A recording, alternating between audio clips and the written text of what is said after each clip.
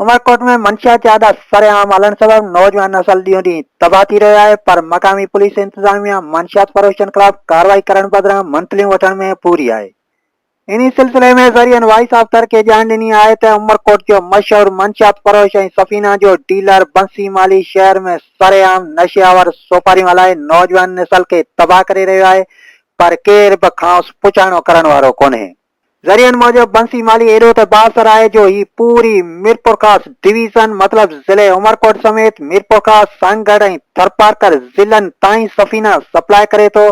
पर पुलिस इख्तियारियूं हिन मंशियात फरोश ख़िलाफ़ कानूनी कार्रवाई करण बदिरां खेनि हर क़िस्म जो तहफ़्फ़ुज़ फ़राहम करे रहियूं आहिनि।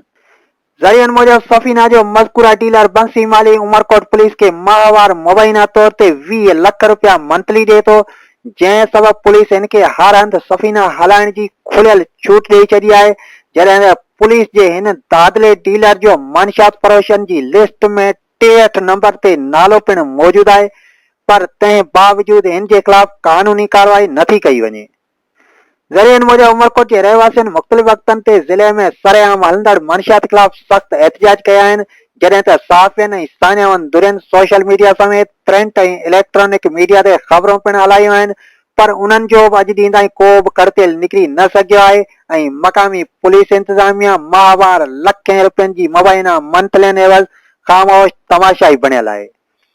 हितां जे रहवासियुनि एसएसपी उमरकोट, डीआईजी मीरपुर खास ऐं आईजी सिंध खां मुतालबो कयो आहे त मीरपुर खास डिवीज़न जे मज़कूरा बाअसर ऐं मशहूर मंशियात फरोश बंसी माली के एकदम गिरफ्तार करे कानून मुताबिक सख्त सजा ॾिनी वञे, जीअं नौजवान नस्ल मंशियात जहिड़े मूज़ी मर्ज़ खां बची सघे।